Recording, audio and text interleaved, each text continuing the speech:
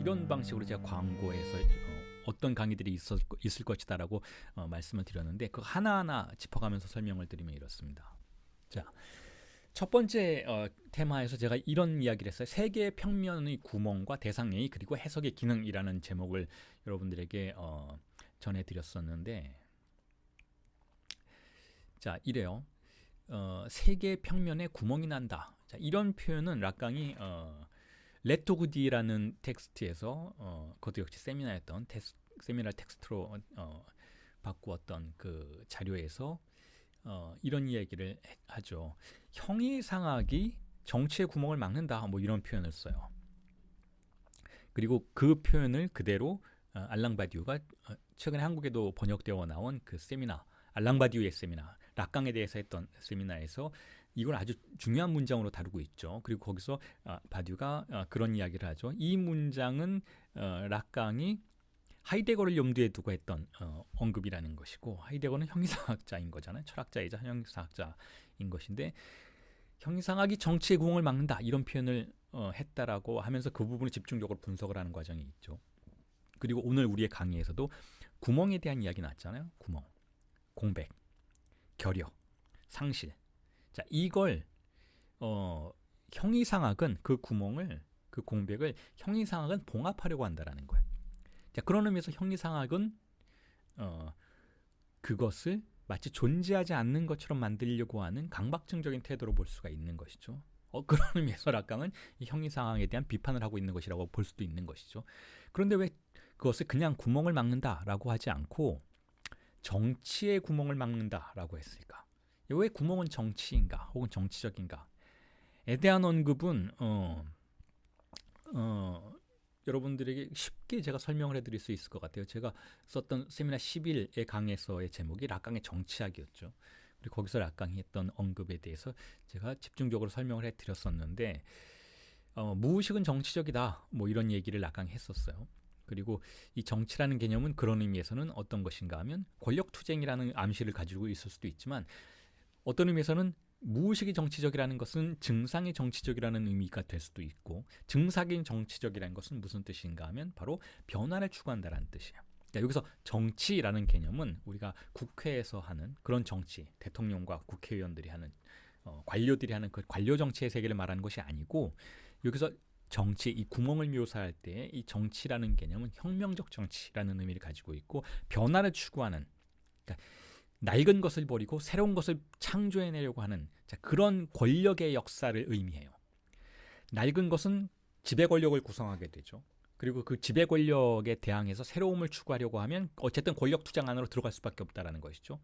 그 투쟁 속에서 새로움이 발명되면 혁명적 정치가 실현됐다라고 본다라면, 자, 그런 의미에서 형이상학이 정치의 구멍을 막는다라는 것은 형이상학이 변화를 막는다라는 뜻이기도 하다라는 거예요. 그런 방식으로 여러분들이 이 문장을 이해해 보시면 좋을 것 같아요. 자, 구멍이라는 것은 근본적인 결여이고, 근본적으로 우리의 삶을, 이 세계를 불완전하게 만드는 거예요. 어떤 한 부분이 누락됐다라는 그런 감정이자 동시에 현실인 것이죠. 자, 그렇기 때문에 이 구멍은 그런 의미에서 우리가 구멍과 마주한다라는 것은, 이 공백과 마주한다라는 것은 현실이 혹은 이 세계가 그 자체로 온전하지 않다라는 것을 인식하는 순간이기도 하고, 동시에 온전하지 않기 때문에 그것에 우리가 온전히 지배될 필요가 없다라고 인지하는 순간이기도 하고, 그렇기 때문에 우리는 현재 존재하고 현재 살아가는 모습 그대로가 아니라 변화할 수 있는 가능성이 존재한다라는 것을 또한 인지하는 순간일 수도 있다라는 것인, 그런 의미에서 공백과 구멍은 정치적이라는 것인데, 자, 그런데 이 형이상학에 대한 비판, 락강이 하는 이 비판은 사실상 모든 종류의 인간의 문명이 그 구멍을, 그 공백을 외면하려고 하는 태도에 대한 비판일 수도 있다라고 여러분들은 이해해 보실 수 있을 것 같아요. 자, 그렇다면 락강이 이렇게 얘기했다면, 그러면 그 구멍은 보존되어야만 하는 것인가? 그 구멍, 그 결여, 혹은 우리가 증상이라고도 부르는 그것은 보존되어야만 하는 것인가에 대한 질문이 던져질 수 있다는 것이고, 또한 정신분석의 임상에서는 그것은 어떻게 다루어져야 하는가에 대한 질문을 던져볼 수 있다는 거예요. 제가 지금까지 거시적인 차원에서 세계, 정치 이런 방식으로 설명을 드렸지만 구멍은 저 공백은 정신분석의 미시적인 임상의 차원에서는 저 분석실 안에서는 내담자와 분석가가 둘이 참여하는 그 절차 속에서는 저 구멍은 공백은 증상이라고 부르는 거예요. 증상. 저 증상이 왜 공백인가 하면 명백하죠. 증상이 공백인 이유는 설명할 수 없기 때문에 그런 것이죠. 어떤 내담자가 자신의 삶에서 많은 것들이 설명되고 있고 이 고통은 왜 느끼는지 저 고통은 왜 느끼는지 다 설명되고 있고 설명됐음에도 불구하고 이걸 내가 알고 있으니까 내가 이게 왜 그런지 알고 있으니까 이렇게 하면 나는 그 고통이나 그 모순된 태도로부터 벗어날 수 있다라고 한다면 분석가를 찾아오지 않는다라는 거예요. 그 수준에서라면 이거는 증상이라고 부를 수가 없다라는 것이죠. 근데 어떤 무언가가 내담자에게 증상이라고 불리기 시작하면 그것은 이런 수준에서 작동하기 때문에 그렇다라는 거죠. 왜 그런지 모르겠고 왜 그런지 안다 해도 거기서부터 벗어날 수가 없고 그래서 왜 벗어날 수 없는지도 모르겠다라는 그 상징계가 정지되는 수준에서 무언가가 나를 찾아왔을 때 우린 그걸 증상이라고 부를 수 있다라는 거예요. 자, 그러니까 어떤 구멍이 공백이 우리 앞에 등장했을 때 그것이 쉽사리 봉합된다면 보통 그것이 봉합될 때는 상징화된다라고 의미하죠. 상징화된다라고 표현을 하죠. 상징화된다라는 것은 무슨 뜻인가 하면 언어로 포착될 수 있다라는 거예요. 설명될 수 있다라는 것이죠. 그게 어떤 언어이건 그게 뭐 종교의 언어이건 과학의 언어이건 정신의학의 언어이건 심리학의 언어이건 그게 언어로 설명될 수 있고 그것이 더 이상 균열을 상실을 혹은 공백을 출현시키지 못하도록 봉합시킬 수 있다면 그건 증상의 수준이 아니라는 거예요. 증상이란 무언가 하면 아무리 봉합하려 해도 아무리 설명하려고 해도 설명할 수 없는 부분을 갖게 되는 무언가 아무리 설명하려고 해도 아무리 봉합하려고 해도 구멍이 계속해서 다시 벌어지는 무언가를 우리는 증상이라고 부른다는 거죠. 그런 것이 찾아왔을 때 내담자는 분석가를 찾아온다는 거예요. 그래서 분석가에게 호소한다는 거죠. 선생님, 제가 어떤 고통을 가지고 있는데 어떤 감정을 항상 느끼는데 혹은 어떤 문제를 매번 반복하는데 제가 이거 왜 그러는지도 모르겠고 안다 해도 정지시킬 수가 없어요. 이거 좀 설명해 주세요. 다시 말해서 당신의 지식으로 봉합해 주세요. 라는 구도 속에서 분석가를 찾아오게 된다는 거죠. 자, 그럴 때 락가니언 정신분석의 임상가는 어떻게 그 증상을 대할 것인가에 대한 문제가 바로 형이상학이 정치의 구멍을 막는다라는 비판과 직결되어 있다는 거예요. 이 부분에 대해서 우리가 이해할 수 있으면 우리는 저 구멍이라는 개념이 혹은 증상이라는 개념이 다른 많은 문명의 영역에서 어떻게 다루어지고 있고 동시에 그와는 반대로 락가니언 정신분석의 영역에서는 어떻게 다루어질 수 있는지를 이해할 수 있게 된다는 거죠. 그리고 먼저 미리 말씀을 드리면 락가니언 정신분석의 특이성이라고 할 수 있다면 아주 특수한 차원이라고 할 수 있다면 그리고 감히 제가 여러분들에게 우월성이라고 할 수 있다면 저 구멍을 다루는 방식이 락가니언 정신분석은 전혀 다르다라는 거예요. 다른 심리학이나 다른 정신의학이나 혹은 심지어 다른 정신분석의 유파들 자아심리학이라든지 대상관계 이론이라든지 혹은 융에 관련된 그런 정신분석의 다양한 유파들과는 상당히 다른 입장을 취하게 된다라는 것이죠. 그리고 이 부분에 주목하고 이 부분을 동의하고 이 부분에 대해서 함께 참여하고 연구하자라고 모인 사람들을 락가니언들이라고 부른다라는 거예요. 그리고 그런 사람들이 LPI 락가니언 프랙시스 인스티튜트로 찾아와서 저와 함께 공부하게 된다라는 것이죠. 자, 그러면 이 공백이라는 개념 지금 계속해서 여러분들에게 지금 조금 전에 말씀드렸던 그 테마의 첫 번째 단계인 공백에 대해서 지금 말씀을 드리고 있는데 자, 이 공백이 문명 안에서 어떤 역할을 수행하고 있는지 거시적인 문명 안에서 혹은 개인적인 미시적인 신체와 개인사 속에서 어떤 역할을 구성을 하는지를 정신분석의 이론들과 구조를 통해서 일단 설명을 먼저 드리도록 하겠습니다. 이미 말씀드렸던 것처럼 공백이 출현하는 이유에 대해서 다시 한번 언급을 해드리면 이렇습니다. 이미 말씀드렸던 것처럼 공백이 출현하는 이유는 공백이 원래 거기에 있었기 때문이 아니고 강박증 때문이라는 거예요. 억압 때문이라는 것이죠. 무엇의 억압인가 하면 언어의 규범. 이 어린아이를 찾아와서 강력한 문명이 강력한 문화가 어린아이를 찾아와서 어린아이와 어머니의 관계를 재설정하기 때문에 그렇다라는 거죠. 자, 이게 문명의 조건이라는 거예요. 이게 어딜 가나 그런 문명을 우리는 발견할 수 있게 된다라고 제가 수차례 말씀을 드렸죠. 클로드 레비스트로스가 모든 그 원시 문명처럼 보이는 부족 단위의 문명들을 찾아가서 아마존에 찾아가고 보르네오 섬으로 찾아가고 인도네시아의 그 오지로 들어가서 외부와 단절된 삶을 살고 있는 모든 부족을 다 찾아가서 확인해 본 결과 서구 문명이나 혹은 다른 동양 문명과 다를 바 없는 근본적인 토대가 있다라는 것을 발견했다라고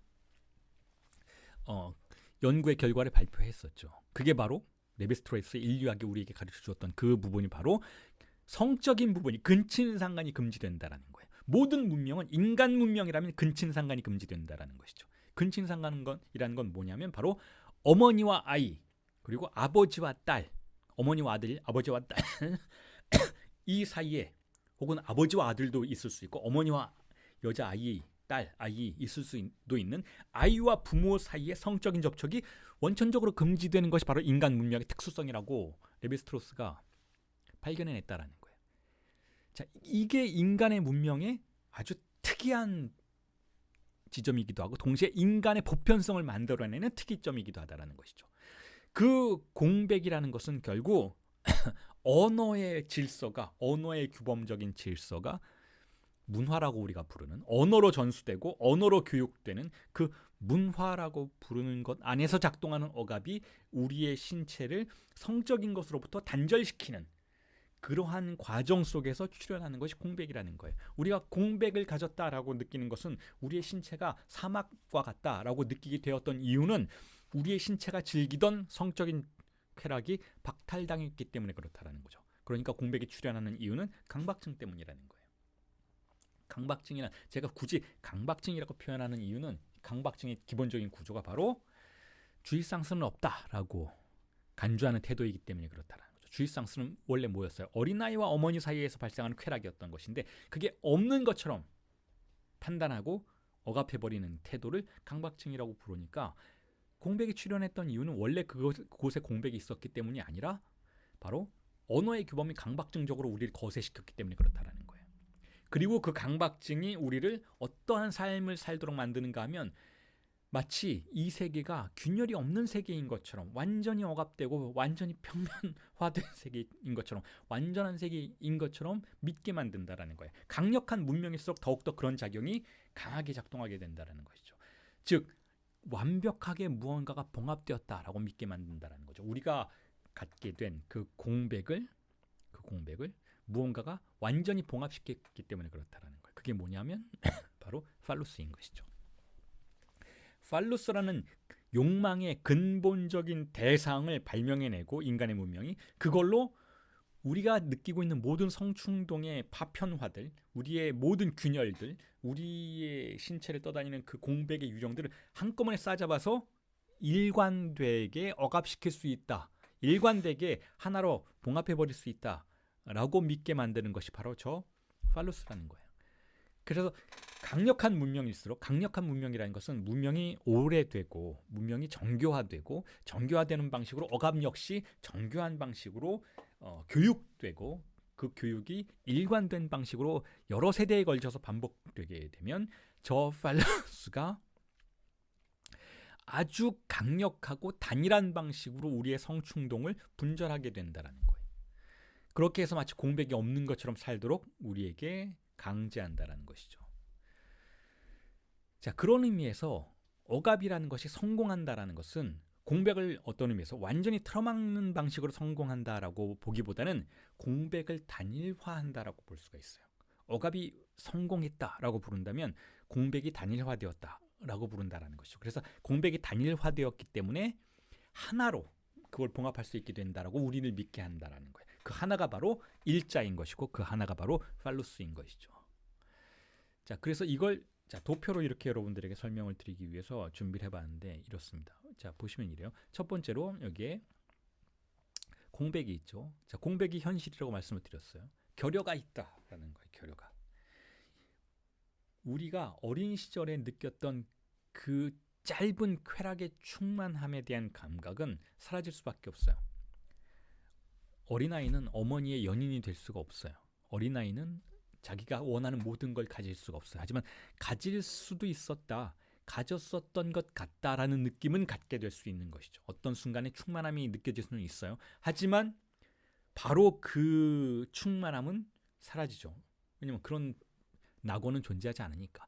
낙원처럼 느낄 수도 있지만 어쨌든 우리가 경험했던 그 성충동의 순간, 그 충만함의 순간, 주일상수의 순간은 어쨌든 공백에게 자리를 내어준다라고 말씀을 드렸죠. 자, 파편화된 공백들이 등장하기 시작하는 거예요. 자, 그럴 때 문명이 혹은 인간들이 그것 공백을 다루는 여러 가지 방식이 있어요. 그 중에 우리가 세 가지 크게 카테고리를 나누어서 세 가지 방식이 있다라고 설명을 할 수가 있는데, 첫 번째 그 공백을 메꾸는 방식은 잡신들이라고 제가 표현했던 방식이 있어요. 잡신들. 잡신들이라는 건 뭐냐면 그 공백을 틀어막기 위해서 그때 상황에 맞게 어떤 권력자를 불러내는 방식을 잡신들이라고 제가 표현을 했어요. 자, 이게 바로 조현병의 세계인 것이죠. 정신병의 세계인 것이죠. 공백이 단일화되어 있지 않기 때문에 각각의 공백이 등장할 때마다 거기에 걸맞고 그것을 봉합해 줄 수 있을 것만 같은, 즉 어떤 언어를 제공하는 대타자를 불러내요. 그런데 이 대타자는 단일화된 대타자가 아니에요. 그렇기 때문에 잡신들이라고 부르는 것이죠. 그래서 그런 경우에 정신병은 공백을 단일화할 수 없기 때문에 항상 불안을 느끼게 된다는 거예요. 공백이 단일화되어 있지 않기 때문에 공백이 출현할 때마다 다른 것처럼 느껴진다는 거. 어제 보았던 공백과 오늘 보았던 공백이 다른 공백처럼, 다른 결여인 것처럼, 다른 상실감인 것처럼 매번 다른 상실감인 것처럼 느껴진다는 것이죠. 그래서 매번 다른 무언가를 발명해내야만 하는 그런 강제 속으로 끌려 들어가게 되는 것이 정신병의 특수성이라는 거예요. 그래서 그 정신병의 영역 안에서는 우리가 그 공백을, 그 결여를, 그 상실감을 실제 수준에서 느끼게 되고, 상징화된 수준이 아니라 실제 수준에서 느끼게 되고, 마치 진짜 있는 것처럼 느끼게 되고, 그때 이 조현병의 세계의 주체는 두 가지 방식으로 반응할 수 있게 된다는 거. 하나는 분열적인 방식으로 반응한다라는 거죠. 스키조프레니라고 부르는 분열적인 방식이라는 건 뭐냐면 그 파편화된 공백들을 그대로 그냥 온몸으로 겪어내는 거예요. 그걸 어떤 망상의 체계, 단일화된 망상의 체계 안에 봉합시키지 못하고 복속시키지 못하고 파편화된 공백의 그 다양성들을 그 아주 혼란스러운 상태들을 그대로 겪어내야 한다는 거죠. 그걸 분열증이라고 부른다라는 거예요. 분열적인 사태라고 부른다라는 것이죠. 하지만 거기에 있을 때 우리가 슈레버에 대한 사례를 통해서도 충분히 관찰해 볼 수 있었던 것은 무엇인가 하면, 그럼에도 불구하고 이 정신병적인 주체는 그 공백을 가능하면 단일한 것으로 만들기 위해서 여러 가지 사유를 작동시킨다는 거예요. 노력한다는 것이죠. 왜냐하면 견디기가 힘드니까. 그 파편적인 공백의 공격을, 매일매일 변화하는 그 공격을 견뎌낼 수가 없으니까 자기가 나름 조현병의 세계에서도 이 조현병의 정신병적 주체도 무언가를 한다는 거죠. 그게 바로 망상을 체계화시키는 과정이라고 볼 수가 있어요. 즉 어떤 편집성의 정신증 안으로 들어가는 것이죠. 편집성이라는 건 단일한 망상으로 자신을 찾아오는 그 파편적인 공백의 출현들을 묶어내려는 시도라고 볼 수가 있는 것이죠. 자, 그런 의미에서 체계적인 망상을 구성하려는 태도는 정신병자가 공백을 더 이상 너무 위협적이지 않은 방식으로 자신이 견뎌낼 수 있는 수준으로 길들이려는 시도라고 볼 수가 있다는 거죠. 자, 그럼에도 불구하고 이 편집증의 세계에서는, 이 패러노이드의 세계에서는 이 공백을 단일화시킬 수는 있었지만, 체계화된 망상 안으로 끌어들일 수는 있었지만, 그건 그 개인적인 세계 안에서만 체계화된 망상인 것이기 때문에 다른 사람들과, 다른 주체들과 공유할 수가 없다는 거죠. 고독 안으로 들어간다는 거예요. 자신의 망상을 다른 주체가 이해할 수 없다는 거죠. 의사 선생님에게 말해도, 간호원에게 자기가 어떤 망상 체계 안에 들어와 있는지를 말해도 그들은 그것을 현실로서 인정해주지 않는다는 거예요. 왜냐하면 거기엔 보편성이 결여되어 있기 때문에. 자, 그게 바로 정신병의 세계가 공백을 다루는 방식인데, 자, 두 번째로는 신경증의 세계가 있어요. 그게 바로 대부분의 인간들을 구성하는 보편적인 정신병의 세계인 것이죠. 신경증 역시 우리 모두 역시 일종의 락강적인 구도 안에서 파악한다면 일종의 정신병 안에 들어와 있는 것인데 그 정신병은 조현병적인 정신병이 아니고 신경증적인 정신병이라는 거예요. 그리고 신경증적인 정신병의 세계의 특징은 무엇인가 하면 저 공백을 단일화시킬 수 있는 문명의 능력을 가지고 있다는 것이죠. 공백을 단일화시킬 수 있기 위해서는 그 문명 안에서 작동하는 가장 강력한 상징적인 이미지를 사용하게 되는데 현재 인류가 사용하고 있는 가장 강력한 권력의 이미지는 아버지의 이미지라는 거. 아버지의 권력, 남성적 권력의 이미지가 상징화된 수준에서 우리를 지배하고 있어요. 이 문명의 거의 모든 영역들을 지배하고 있는 것이죠. 그 아버지의 상징화된 그 요소를 아버지의 이름이라고 락강은 이름 붙였죠. 아버지의 이름. 이 아버지의 이름이라는 강력한 상징화의 요소가 공백을 단일화시킨다라는 거예요. 공백을 단일화시켜서 그 공백이 파편적이지 않을 수 있도록 묶어버린다라는 것이죠. 그리고 그 공백을 봉합시킬 수 있는 요소로서 팔루스, 아버지가 가지고 있다라고 가정되는 그 팔루스를 통해서 그 공백을 봉합시킬 수 있다라고 우리에게 믿도록 만든다라는 것이죠. 그런 문명 안에서 작동하는 것이 바로 신경증의 세계라는 거예요. 그리고 그 신경증의 세계 안에서는 억압이 강력하게 작동하고 있기 때문에 이 공백이 출현하는 순간이 흔하지는 않다라는 것이고 그 공백이 출현해도 정신병의 세계처럼 실제 안에서 우리에게 찾아오는 것이 아니고 상징적인 수준에서 찾아온다는 거죠. 마치 상상인 것처럼. 예를 들면 환청을 들어도 정신병의 세계에서는 분명히 누군가가 나에게 이야기를 했다라고 확신할 수 있게 되지만 신경증의 세계에서 환청을 듣게 되면 이게 그냥 꿈인가? 백일몽인가? 이건 그냥 환상일 뿐인가? 라고 우리가 반신반의하게 되는 수준에서만 절반의 수준에서만 그 실제를 확인하게 된다는 거죠.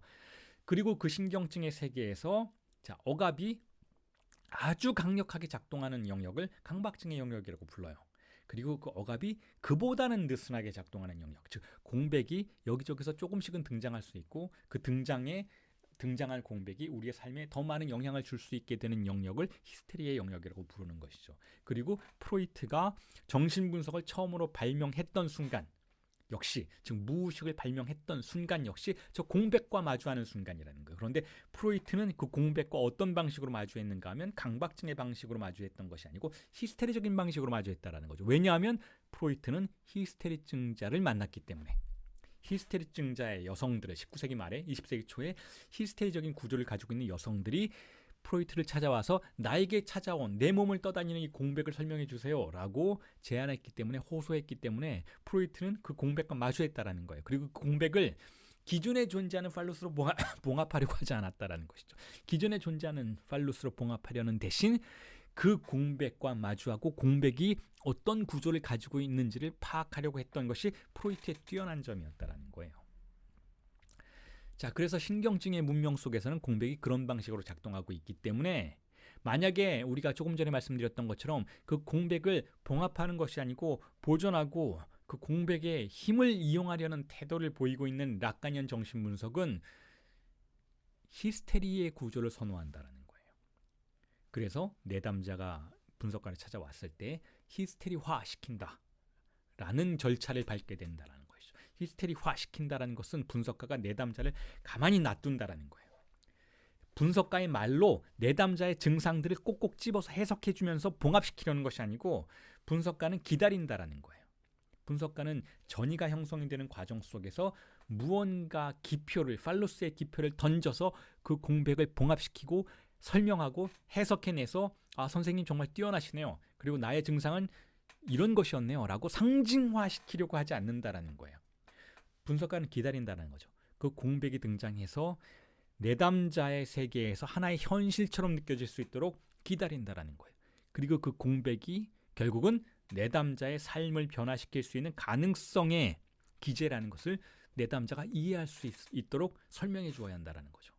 그 설명이 말을 통해서이건 혹은 어떤 침묵 속에서이건 어떠한 방식으로든 내담자는 그 공백과 함께 살아가고 그 공백의 힘을 이용하고 그 공백의 구멍을 틀어막지 않으면서도 동시에 그 공백의 구멍에 사로잡혀서 잡아먹히지 않을 수 있는 수준으로 조화로운 상태 안에서 그 공백과 함께 살아갈 수 있도록 만들어주는 것이 분석의 목표라는 거예요. 그러니까 이런 분석은 다른 분석과는 굉장히 다르다라는 거죠. 정신과 의사 선생님한테 가서 여러분들이 선생님 제가 팔이 마비가 됐어요. 선생님 제가 극도의 불안을 느껴요. 선생님 제가 공황장애인데요. 어떻게 좀 해주세요 했을 때 정신과 의사는 자신의 직분에 충실하게 될 수밖에 없다는 거죠. 그 증상의 공백을 막아주려고 한다는 거. 그게 정신의학의 기본적인 전제라는 것이죠. 증상의 구멍을 막는다. 과학의 언어를 통해서, 과학의 테크닉을 통해서, 과학의 발명들을 통해서 증상을 봉합시킨다. 이게 마치 우리의 신체에 외상이 났을 때 그걸 꼬매고 치료를 해주는 것과 똑같은 논리 안에서 작동하는 것이기 때문에 그렇다라는 거예요. 자, 그건 그렇다라는 거기에 대해서는 어떤 이의 제기도 없다라는 거예요. 정신의학이 그렇게 가는 건 맞다라는 거예요. 그런데 락간형 정신분석은 다른 영역에서 다른 방식으로 실천된다라는 거죠. 공백을 봉합시키지 않는다라는 거예요. 공백을 봉합시킨다는 것은 그 사람의 그 인간 주체의 삶의 변화 가능성과 그 인간 주체의 삶의 존재 가능성을 정지시키는 것과 같다라고 생각한다는 것이죠. 자, 그래서 락간형 정신분석은 내담자를 히스테리의 영역으로 초대해요. 기다리죠. 카우치에 눕히고 머리맡에 앉아서 내담자에게 이야기를 하도록 만들어요. 그런데 그 이야기가 처음에는 잘 진행이 될 거예요. 내담자가 가지고 있는 기표들, 내담자가 가지고 있는 지식들, 내담자가 가지고 있는 언어를 통해서 자신의 삶이 잘 봉합될 거예요. 처음에는 자신의 설명을 통해서 자신의 증상과 고통과 희망과 꿈들이 잘 설명이 될 거예요. 자, 그러다가 어느 수준이 되면 말을 상실하기 시작하죠. 다시 말해서 더 이상 할 말이 없게 되는 것이죠. 다시 말해서 자신이 가지고 있는 언어를 통해서는 더 이상 자신에게 출현하는 공백을 설명하거나 봉합할 수 있는 가능성이 사라지게 되는 것이죠. 자, 그 순간 다시 말해서 내담자가 이제 더 이상 할 것이 없을 것만 같이 느껴지는 그 순간, 그때 비로소 내담자의 무의식이 작동하게 된다라는 거예요. 거기서 비로소 공백이 출현하게 된다라는 것이죠. 자, 그걸 분석가는 파악해 주어야 한다는 거죠. 그러니까 기다릴 수 있도록 분석가는 이끌어 주어야 한다는 거예요. 분석가가 설명을 통해서 내담자의 삶을 해석해 주는 것이 아니고, 해석이 아니고, 구멍을 해석하는 것이 아니고, 상징계를 부여하는 것이 아니고 이끌어 주는 거예요. 그 공백이 출현한 상태에서 내담자가 그 공백을 견딜 수 있도록. 자, 그런데 신경증의 세계에선 그런데 한 가지 덧붙여지는 영역이 또 하나 있죠. 도착증의 세계라는 거. 도착증의 세계. 자, 도착증의 세계에서는 조금 다른 방식으로, 그리고 여기는 아직 여러 가지 방식의 미지수들이 남아 있어요. 설명이 더 되어야만 하는 부분들이 남아 있어요. 그럼에도 불구하고 일단 설명을 드리면 이렇습니다. 성도착의 세계에서도 자, 공백이 존재하죠. 공백이 존재하는데 이 성도착의 세계는 신경증의 세계와 상당 부분 교차하고 있어서 이게 과연 분리된 세계인지 아니면 신경증의 세계의 어떤 또 하나의 분파일 수 있는지에 대한 여전한 연구가 필요하다고 느껴지는데, 자, 이렇습니다. 성도착의 세계에서도 주체는 자신의 쾌락을 상실해요. 어린 시절에 무언가를 상실하죠. 상실했다라는 것은 아버지의 이름이 작동했다는 뜻이에요. 아버지의 이름이 작동했다는 뜻은 무엇인가 하면 자신의 상실이 단일화되었다는 뜻이죠. 자, 그런데 여기서 성도착자들은 팔루스를 통해서 저 공백을, 자신의 상실을 봉합하려는 이 신경증의 시도로 나아가지 않고 팔루스 대신 물신을 선택한다라는 거예요. 물신을. 자, 이게 특이한 요소라는 것이죠. 성도착의 세계에서도 이들도 성도착자라고 불리우는 사람들도 신경증자의 세계가 그러하듯이 다양한 욕망을 가지고 살아가고 억압되어 있고 법에 대해서 거리를 두고 법의 지배를 받아들이고 하는 것처럼 보인다라는 거예요. 자, 그런데 이들 역시 자신의 쾌락이 문제가 되는 순간에는 팔루스의 영역을 따라가기보다는, 팔루스의 영역을 따라간다는 것은 이자관계의 성관계 내에서 우리가 흔히 말하는 상식의 세계 안에서 성적인 쾌락을 추구하고 그 성적인 만족을 추구한다라는 것을 의미하는데, 성도착의 세계에서는 그와 같은 팔루스를 중심으로 한 이자관계의 쾌락을 추구하기보다는 물신적인 쾌락을 추구하게 된다는 거죠. 즉 상대방, 파트너, 같은 인간, 자신의 상실을 보상해 줄 것만 같은 주체로서의 타자를 가정하기보다는 물신을 가정한다라는 거예요. 이 물신의 기능은 무엇인가 하면, 이 용도는 무엇인가 하면, 이 페티시의 용도는 무엇인가 하면 아버지의 이름보다 강력한 아버지를 불러내는 것으로 구성되어 있어요. 다시 말해서 자신이 상실한 무언가를 보상해 줄 수 있는, 그것도 온전히 보상해 줄 수 있는 강력한 신을 출현시키는 그런 구도로 되어 있다는 것이죠. 그 강력한 신에는 성별이 없어요. 여성이어도 좋고 남성이어도 좋아요. 강력한 신이 등장해서 자신의 상실을 완전히 해소시켜 줄 수 있을 것만 같은, 자, 그런 영역 안으로 들어가도록 만드는 작용을 하는 것이 바로 물신이라는 거예요. 물신. 그 물신의 대상이, 그 물신이 때로는 어떤 도구, 어떤 사물이 될 수도 있고, 흔히 여성의 속옷이라든지 어떤 물건 자체가 될 수도 있지만 인간의 신체가 될 수도 있어요. 물신화된 신체는 일종의 인신공양의 대상처럼 작동하게 된다는 것이고, 그 인신공양의 대상이 된 상대방을 우리는 마조이스트라고 부르죠. 그리고 혹은 상대방의 신체를 인신공양, 그 나의 상실을 완전히 봉합해주고 완전히 되돌려줄 수 있는, 상실 이전의 세계로 되돌려줄 수 있을 것만 같은 기능을 하는 그 절대적인 권력자를 불러내는 도구로서 사용하는 사람들을 세디스트라고 부르는 것이죠. 자, 그래서 이 사도 마조의 세계에서는 결국 내가 상실한 저 주입상스를 온전히 끌어낼 수 있는 상징계의 아버지보다 더 위에 있는 아버지를 가정하는 구도 속에서 쾌락을 추구하는 행태라고 볼 수가 있어요. 자, 그런 의미에서 이 도착의 세계는 신경증의 세계와는 조금 다르죠. 신경증의 세계에서는 결국 이 팔루스라는 기능을 통해서만 우리는 그 상실을 보상받을 수 있는데, 이 팔루스라는 기능 자체가 항상 현재가 아니라 그 다음 단계, 미래에서 실현될 것으로 쾌락의 완전한 실현을 연기시키는 구조로 되어 있어요. 그 팔루스의 시간성이라는 것은 그렇게 미래의 지향적인 시간성을 갖고 있어서 현실에서는 결코 쾌락이 만족될 수 없다라는 전제가 항상 깔려 있는데, 그리고 그 누구도 저 팔루스를 완전하게 소유하고 있지는 않다라는 전제가 깔려 있는 구도 속에서 저 공백이 보존될 수 있도록 만드는데, 성도착의 세계에서는 물신의 기능을 하는 무언가가 저 공백을 온전하게 틀어 막을 수 있는 그런 기능을, 그런 구도를 우리에게 가져다 준다는 거죠. 그래서 성도착에서의 주입상스는 폭발적이라고 흔히 말해지는 거예요. 성도착에서의 주입상스는 바로 이 순간 지금 실현되는 구도로 되어 있다는 거죠. 자, 그런데 이 부분에 대해서 다시 신경증의 구도로 여러분들의 관심을 끌고 와서 그 부분에 대한 이야기를 죄책감과 연결시키는 설명을 이어나가 보도록 하겠습니다. 자, 조금 전에 도표를 통해서 말씀드렸던 것처럼 공백에 대해서 신경증자들은, 우리 대부분의 인간을 구성하는 이 신경증자들은, 자, 억압을 통해서 저 공백을 만들어낸 이 신경증자들은 우선 먼저 저것을 봉합하려는 태도를 보인다라고 말씀을 드렸어요. 그래서 락강이 형이상학이 정치의 구멍을 봉합한다라고 말했을 때 이 형이상학이라는 개념은 강박증적인 태도라고 말씀을 드렸던 것이죠.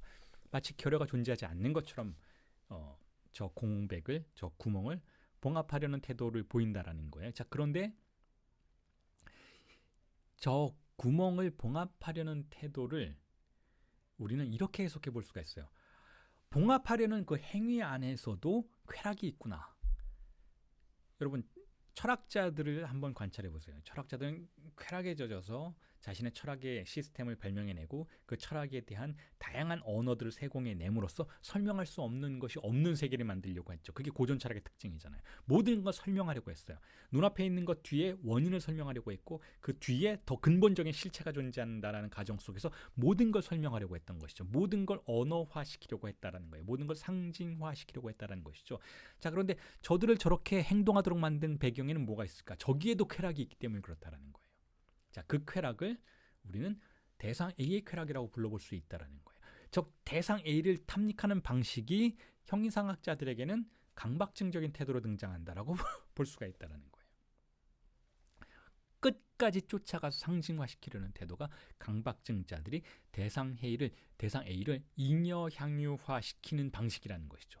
저 공백을 틀어막을 수 있다라는 전제 속에서 형이상학자들은 저 잉여향유의 끝까지 찾아가려고 한다는 거예요. 그런데 어떤 태도들은 저 잉여 향유를 보존하면서 공백의 구멍을 완전히 틀어막지 않으려는 그런 시도들을, 혹은 저 공백을 오히려 적극적으로 출현시키려는 그런 태도를 보이기도 한다라는 거예요. 그게 바로 히스테리적인 구조 안에서 등장하는 태도라고 볼 수가 있다는 거죠. 그 히스테리적인 구조 안에서의 대상 A는 특별한 기능을 한다라는 거예요. 자, 형이상학자들에게는 저 대상 A가 추구되는 방식이, 대상 A가 그들에게는 철학의 텍스트겠죠. 철학의 텍스트, 철학책을 보면서 이걸 대상 A화한다라는 것은 잉여 향유화한다라는 거예요. 이 철학책을 통해서 이걸 읽음으로써 우리는 우리가 모르는 것을 모두 틀어막을 수 있다라고 생각하게 된다라면 그 사람은 철학자적인 태도를 보이는 것이고 그 사람은 강박증적인 태도를 보인다라는 거예요. 그렇게 함으로써 이 대상 A의 기능을, 공백을 온전히 틀어막을 수 있는 그러한 역할로서 파악하게 되는 그런 경향들이 존재한다라는 거예요. 그리고 또 한쪽에서는 오히려 어떤 대상을 탐닉하는 이유가 오히려 저 공백을 드러내기 위한 방식으로 저 대상을 탐닉하는 사람들이 있다라는 거예요. 어떤 사람들이 잉여 향유의 대상을 탐닉하는데 그 잉여 향유의 대상을 탐닉하는 이유가 그 잉여 향유의 대상이 오히려 저 공백을, 저 균열을 드러내기 때문에 그렇다라면 그건 강박증적인 태도라고 볼 수는 없다라는 거예요. 그럼 뭐냐? 그것은 히스테리적인 태도라고 볼 수가 있다라는 거죠. 어쨌든 이 공백을 둘러싼 대상 A의 기능과 역할이 때로는 저것을 봉합하고 때로는 저것을 개봉하는, 자, 그런 운동 속에 존재한다는 거예요. 어떤 엄밀한 의미에서는 어떤 강박증도 어떤 철학도 공백을 봉합하기만 하지는 않는다라는 거예요. 뛰어난 철학들은 공백이 이미 거기에 존재한다라고 증명하려고 하죠. 틀렸다라는 걸 증명하려고 하죠. 소크라테스가 그랬잖아요. 당신의 말, 당신의 논리 속에는 분명히 공백이 있다라는 거예요. 물론 상대방은 그렇지 않다라고 주장하겠죠. 아니다. 나는 결여가 없다. 내 말에는, 내 논리에는 균열이 없다. 완벽하다. 논박해봐라. 라고 말하겠죠. 그런데 소크라테스는 논박을, 변증법을 통해서 네가 틀렸다는 걸 내가 증명해내겠다라고 호언장담하고 실제로 증명해내죠. 그렇게 함으로써 상대방의 논리를 구멍내는 거예요. 그러니까 소크라테스는 어떤 의미에서 히스테리적인 구조를 가지고 있는 실천들을 해왔던 것이죠. 철학자이면서도 구멍을 드러내는 거예요. 하지만 또한 소크라테스는 역시 그 구멍을 봉합하는 논리를 말하기도 해요. 그것을 이어받아서 플라톤이 소크라테스는 이렇게 말했다라는 방식으로 상대방의 논리 속에서 이 세상을 지배하고 있는 독사, 이 세상을 지배하고 있는 상식의 언어, 이 세상을 지배하고 있는 지배 언어 안에서 구멍을 일단은 찾아내고, 소크라테스의 언명을 통해서, 논박을 통해서 구멍을 찾아내고 그 구멍을 다시 봉합하는 그 운동 속으로 들어가는 것이 또한 철학의 역사이기도 하다라는 것이죠. 그 철학의 역사를 추동하는 원동력이 바로 저 대상 A에 대한 탐닉이라는 거예요. 그리고 또 어떤 정치적인 행동들은 오히려 어떤 대상 A를 탐닉함으로써 끊임없이 구멍을 드러내는 역할을 하려는 그런 태도를 보이는 실천들도 존재한다는 거죠. 그게 바로 정치적인 행동들인 것이죠. 특히 혁명적인 정치적 행동들은 뭐냐면 권력에 대항하는 거예요. 끝없이 권력에 대항하는 것이죠. 우리 흔히 뭐 예를 들어서 집회와 시위를 하는 그런 사람들을 봤을 때 너희들이 원하는 게 뭐야? 이제 조금 뒤에 여러분들에게 소개해드릴 그 케부오이라는, 뭐야 너가 원하는 게? 라는 그 이탈리아 표현이죠. 너희들이 원하는 게 뭐야? 라고 했을 때 집회 참여자들이 정확하게 그걸 대답하지 못하는 경우들이 있어요. 혹은 각각의 집회 참여자들이 각각 다른 것을 요구하는 경우들이 있어요. 그래서 전체적인 그 집회의 운동과 시위가 정확하게 무엇을 겨냥하는지 모를 때가 있는 것이죠. 그런데 정신분석의 틀 안에서는 굉장히 명확한 답변을 우리가 찾아낼 수가 있는 것이죠. 그들이 원하는 것은 권력에 대항하는 것이지 무언가 명백한 기표를 불러내려고 하는 건 아니었다라는 거예요.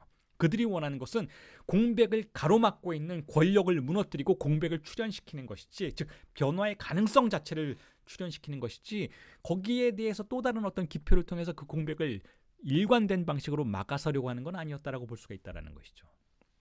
자, 그런 운동의 흐름도 존재한다라는 거예요. 공백을 막으려는 운동, 공백을 존재하지 않게 만들려는 운동, 혹은 기존에 존재하는 평면을 뚫어서 공백을 드러내고 다시 그 공백을 막음으로써 기존의 세계의 지평을 조금 더 넓혀 나가려는 운동의 흐름도 존재하고 무작정 공백을 드러내도록 만들어서 현재 그 공백을 틀어막고 있는 권력의 아버지의 권력에 대항하려는 운동이 존재하는 것이기도 하고 그렇지 않은 운동이 존재하기도 한다라는 거예요. 우리가 이렇게 공백을 중심에 놓고 문명의 각각의 흐름들을 살펴보면 그와 같은 인류학에 접근할 수 있게 된다는 거죠. 일종의 공백의 인류학이라고 말할 수 있는 그런 흐름들 안으로 들어갈 수 있게 된다는 거예요. 그런데 제가 여기에 살짝 챗 GPT라는 단어를 써놨잖아요. 요즘에 이슈가 되고 있는. 자, 이 챗 GPT라는 이 현상은 무엇일까요? 공백을 틀어막을 수 있는 새로운 기제가 등장했다는 거예요. 공백을 틀어막을 수 있는 정보를 적어 넣으면 기계가 인공지능이 엄청난 회로를 작동시켜서 저 공백, 즉 설명할 수 없는 것에 대한 정보를 인간의 두뇌가 할 수 없었던 것을 우리에게 제공해 줄 수 있다라는 새로운 현상들이 출현했지만 조금 뒤에 말씀을 드리겠지만 락강이 예측했던 증상이에요.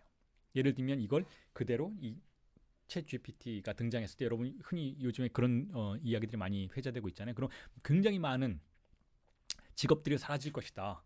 뭐 강의하는 선생님도 사라지고 모두 사라지고 모두 다 사라진다. 소설가도 사라진 소설도 저 챗 GPT가 쓸 수 있는 거. 인공지능이 소설 쓸 수 있으니까 주인공 이름, 직업, 나이, 그다음에 뭐 만나게 될 등장 인물들, 뭐 환경 이런 거 딱 쳐넣으면 굉장히 재밌는 소설이 등장할 수 있다. 여러 가지 직업들이 여러 가지 실천들이 사라지게 될 것이다 라고 우리가 이렇게 이야기하잖아요. 자, 그런데 이런 상상도 해볼 수가 있어요.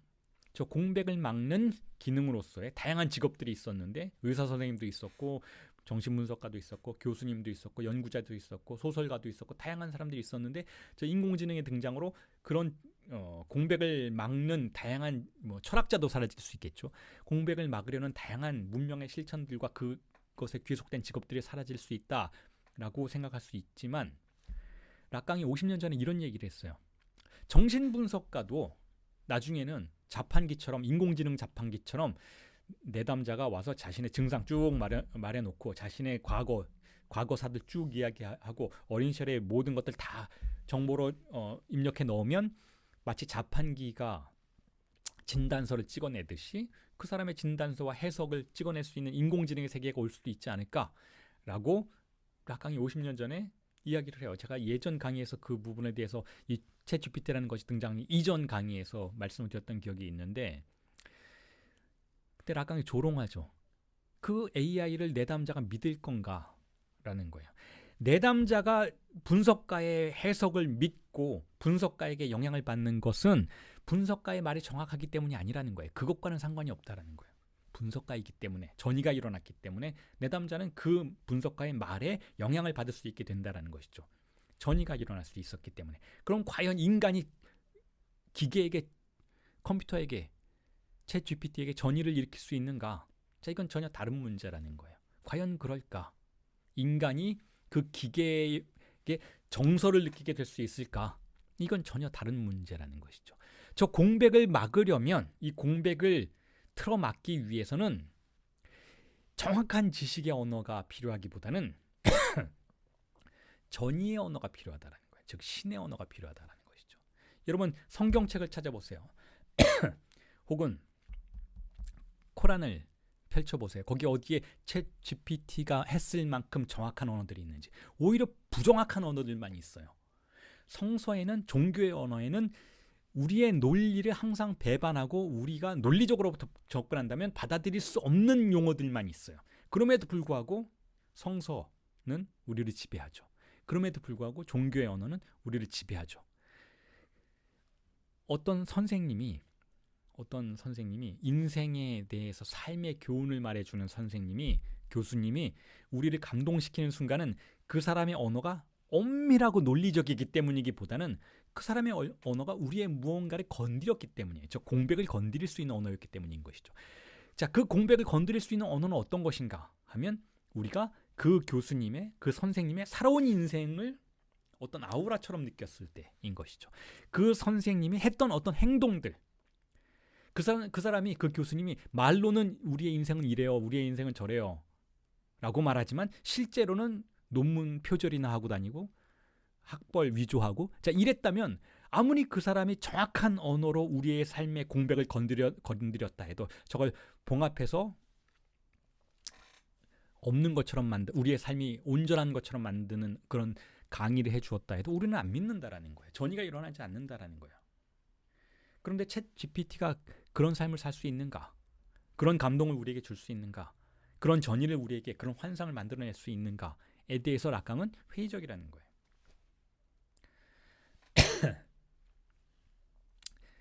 증상으로서의 구멍이 우리를 항상 출현하게 되고 우리 앞에 구멍이 출현하면 우리는 아까 말씀드렸잖아요.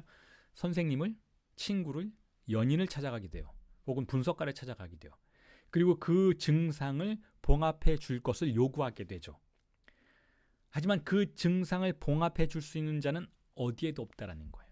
그리고 그 증상을 봉합해 주려는 시도 속에서 그 사람이 어떤 실천 속으로 들어간다면 그건 상징계의 언어 중에서도 정동의 언어인 것이지 상징계의 언어 중에서도 전이의 언어인 것이지 정확성의 언어가 아니라는 것이죠. 그런 의미에서 제가 여러분들에게 지금까지 설명드렸던 내용들을 염두에 두신다면 정신분석과 심리학과 정신의학과 그리고 종교가 각각 어떤 언어와 어떤 방식을 통해서 저 공백을 다루는지를 여러분들이 충분히 이해해 보실 수 있다는 거예요. 한 가지 덧붙여서 말씀드리자면 이번 강의에서도 새롭게 참여하신 분들이 많은데 이런 강의를 여러분들이 듣게 되었을 때 이런 강의에 참여할 때 어떤 욕망으로 참여할까를 한번 되돌아보시는 것도 유익한 시간이 될 거라고 생각이 들어요. 이 강의를 듣고 여러분들은 어떤 언어를 저로부터 어떤 언어를 요구하실 거예요. 어떤 해석을 여러분들의 삶에 대한 해석, 여러분들의 존재에 대한 해석, 여러분들의 정신분석 관련된 자신의 무의식에 대한 해석을 요구하실 거예요.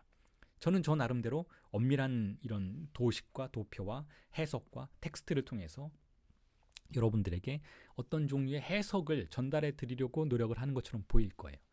자, 그렇다면 여러분들은 저의 언어를 통해서 정신분석이라는 지식의 언어를 통해서 여러분들이 알 수 없었던 저 공백을, 저 결여를 봉합하려는 시도 안으로 들어가실 거예요. 자, 그런데 그건 덧없는 시도라는 걸 미리 말씀드리고 싶어요. 여러분들이 공부를 하실 때 여러분들이 어떤 종류의 텍스트를 탐닉하실 때 어떤 종류의 강의를 이렇게 듣고 있을 때 여러분들은 여러분들의 공백을 봉합하기 위해서 강의를 들어서는 안 된다라는 거예요. 여러분들 중에 어떤 분이 열심히 강의를 듣고 자 이제 나는 락강에 대해서 다 알았다. 혹은 제가 했던 어떤 바디우 강의, 철학 강의 강의를 듣고 나는 이 철학에 대해서 다 완벽하게 깨달았다. 완벽하게 통달했다라고 하는 순간은 어떤 순간인가 하면 바로 여러분들이 가지고 있었던 공백을 봉합하게 만드는 순간이라는 것이죠. 공백이 봉합되면 욕망은 끝나요. 욕망이 끝나면 여러분들의 삶에서 철학의 기능, 정신분석의 기능은 종말을 구하게 되는 것이죠. 자, 그런 것을 가장 경계했던 사람이 바로 락강이었어요. 락강이 평생을 했던 세미나에서 락강은 자신의 언어가 이해되지 않는 방식으로 전달하려고 무진장 애를 썼던 사람이에요. 왜냐하면 이해됐다라는 것은 상징화됐다라는 것이고 상징화됐다라는 것은 공백이 문을 닫았다라는 뜻이죠. 공백이 문을 닫았다라는 것은 욕망이 더 이상 작동하지 않게 되었다라는 거예요. 락강이 오늘날까지도 그 1981년에 80년인가요? 사망한 이후로 50여 년이 지난 이 순간까지도 여전히 락강의 텍스트가 기표가 힘을 발휘할 수 있는 이유는 그 기표가 공백을 보존할 수 있었기 때문에 그런 것이지 공백을 완전히 봉합해서 완벽한 이론을 구성해냈기 때문에 그랬던 것이 아니라는 것이죠. 자, 그래서 다시 돌아와서 저 공백이라는 것, 지금 우리가 테마로 잡고 있는 저 공백이라는 것은 그 뒤에 무엇을 감추고 있는가에 대해서 여러 가지 실천들이 다양한 해석을 내놔요. 철학은 저 공백 뒤에 존재가 있다고 생각하죠. 자, 그런데 정신분석은 저 공백 뒤에 큰 사물이 있다고 생각해요. 큰 사물. 즉 우리의 신체가 있다고 생각하죠. 왜냐하면 정신분석은 어쨌든 정신분석 임상인 것이니까 우리의 신체를 다루는 것이니까 신체의 주입상스를 다루는 실천이니까 거기에 물 자체로서의 신체, 라시오스가 있다고 생각하죠. 라시오스라는 것은 the thing을 말해요. das Ding을 말하죠. 즉 그것을 의미하죠. 있는 그것으로서의 그 자체를 말하죠. 그것이 박탈됐다라는 거예요. 그런데 저 쇼스는 정신분석에서는 성적인 의미를 가지고 있어요. 아까 말씀드렸던 것처럼 성충동, 우리의 신체가 억압된 것을 저 쇼스라고 부르는 거죠. 저 물 자체, 사물이라고 부르는 것이죠. 자, 그렇기 때문에 저것이 억압됐다. 그래서 그곳에 빈자리가 있다. 균열이 있다. 공백이 있다. 라고 가정한다면 그 공백이 우리에게 다시 느껴질 때에는 우리는 불안을 느끼고 경이감을 느끼지만 동시에 죄책감을 느낀다라고 아까 말씀을 드렸어요. 왜냐하면 우리는 성적인 것에 대해서 억압되어 있도록 구성된 주체들이니까. 그게 신경증의 특징이니까. 그래서 조현병의 세계에서는 수치심이나 죄책감이 존재하지 않는 거예요. 조현병의 세계에서는 성적인 수치심이 존재하지 않아요. 왜냐하면 그 성적인 것으로서의 저 신체가 억압되어 있지 않기 때문에. 자, 그래서 신경증의 세계에서는 저 공백이 우리를 찾아왔을 때 기이하게도 죄책감이 느껴진다는 거예요. 그리고 죄책감의 본질에는 물론 죄책감에는 여러 가지 성격이 있을 수 있겠지만 저 죄책감의 본질에는 성적인 것이 있다는 거예요. 그렇기 때문에 우리는 모든 것을 성적으로 바라보게 된다는 것이죠. 모든 것의 배후에는 성적이 있는 것처럼 느껴지게 된다는 거예요. 모든 종교가 어째서 여러분 성적인 것에 대해서 죄의식을 갖도록 만드는지를 우리는 이해해 볼 수 있어야 한다는 거예요. 모든 고등 종교는 죄의식을 바탕으로 구성되어 있어요. 우리가 짓지도 않은 죄를 우리에게 지었다라고 가정하도록 만들고 그 죄의 중심에 성적인 것을 가정하도록 만든다라는 거죠. 그게 모든 종교가 가지고 있는 특수성이라는 거예요. 보편성이라는 거예요. 그래서 이제부터 여러분들에게 말씀드리고 싶은 그 두 번째 테마는 제가 그 광고에서 말씀드렸던 그 호세아, 조금 전에도 말씀드렸던 그 호세아서는 구약에 있는 한 장을 말하는데 이 호세아라는 인물은 유대인들이 나라를 잃고 떠돌다가 다시 두 개의 왕국으로 분리되고 유대인들의 유대 민족의 역사가 있잖아요. 그 어떤 시점에 유대인들이 타락하는 것에 대해서 극렬하게 비판했던 인물이에요. 그리고 그 비판이 등장하죠. 성서에 그대로 등장하죠. 그리고 락강이 이제부터 우리가 공부하게 될 세미나 17에서 이 호세아서의 내용들을 언급한다라고 말씀을 드렸잖아요. 그러면서 락강은 이렇게 이야기를 해요. 유대인들이 원래 믿었던 신, 그래서 락강이 그 세미나 17에 10번째 강의에서 강의를 하는 대신 10번째가 아니라 9번째 강의에서 강의의 중간에 구약을 연구하는 그 연구자를 교수를 초대를 해서 구약의 성서에 대한 내용들을 유대어로 히브리어로 강의해 줄 것을 요청을 하죠. 그래서 그 강의의 내용이 세미나 17의 9번째 강의의 절반을 차지하고 있어요. 자, 거기서 여러 가지 논의가 나오는데 이런 이야기들이 나오죠. 유대인들이 원래 믿고 있었던 신의 이름은 야훼가 아니다라는 거예요. 유대 민족이 원래 믿고 있었던 신은, 물론 이건 이제 무신론적인 관점에서 종교사를 연구할 때 접근할 수 있는 내용이죠. 여러분들이 신앙을 갖고 있다면 이건 좀 말도 안 되는 이야기라고 하실 수도 있잖아요. 기독교인이라면 무슨 소리야? 유대인들은 원래 야훼를 믿고 하나님을 믿던 민족이고 구원을 받게 될 민족인데 무슨 소리 하시는 거예요? 라고 할 수 있겠지만 종교사를 연구하는 무신론적인 관점에서 바라본다면 유대인들이 원래 믿고 있었던 신은 다신교예요. 다신교. 유대인들은 원래 야훼를 믿지 않았어요. 유대 민족의 역사를 쭉 추적해보면 유대인들은 원래 바알이라는 이름의 신을 믿었다는 거죠. 바알이라는 단어는 주인이란 뜻이에요. 주인. 그러니까 주인님을 믿었어요. 주님을 믿었던 것이죠. 그런데 이 바알 신은 야훼가 제안하는 야훼 신의 구도 안에서 만들어지는 그 단일한 영역의 공백을 구성하지 않고 좀 더 유연하고 느슨한 영역의 신화적인 구성을 가지고 있다라고 말해지고 있죠. 그래서 이 바알 신의 세계에서 유대인들이 모세를 만나고 모세에 의해서, 모세는 일신교를 주장하던 이집트의 제사장이었는데 그 일신교를 주장하던 모세를 만나서 어떻게 유대인들이 변화하는가, 유대인들의 종교가 어떤 방식으로 변화하고 유대인들의 성에 대한 관념이 어떻게 변화하는가를 세미나 17에 우리가 공부하게 될 9번째 강의에서 락강이 언급을 하고 있어요. 자, 그럼 이 말씀 여러분들에게 왜 드리는가 하면 바로 이 바알 신의 시대와 그 다음에 야훼 신의 시대, 이제 모세의 신이죠. 모세의 야훼 신의 시대가 어떻게 다른가에 대해서 성적인 관념에 대한 접근을 통해서 파악해 보면 바알 신의 세계에서는 성에 대한 신화의 담론이 보다 느슨하고 풍부하다라는 거예요.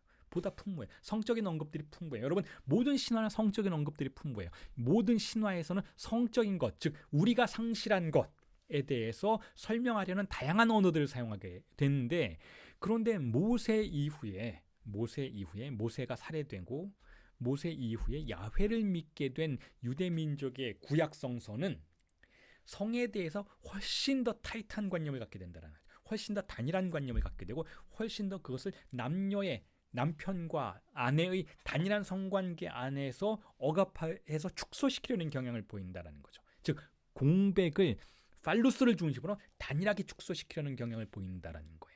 자, 그런 언급들을 하는데 그 수준에서 그 지평에서 우리가 호세아서를 읽게 되면 호세아가 왜 이렇게 유대인들의 타락을 극렬하게 비판하는지 알 수 있게 된다는 거예요. 왜냐하면 야훼 이후에 유대인들의 종교관념 속에서는 단일한 방식의 팔루스를 중심으로 구성된 아주 타이트한 방식의 억압이 형성이 되고 죄책감도 증폭된다라는 거예요. 죄책감도. 왜냐하면 강하게 억압하기 위해서는 강한 초자가 작동해야만 하고 강한 초자는 강력한 죄책감을 수시로 우리에게 느끼게 하기 때문에 그렇다는 거예요. 그래서 호세아가 너희들 유대인들 너희들 하나님과의 약속을 저버리고 그렇게 타락하고 특히 여자들 이런 얘기를 해요. 호세아가 특히 여자들 다 창녀다라는 거예요. 너희들 창녀같이 굴고 너희들 그렇게 타락한 모습을 보이면 큰일 난다.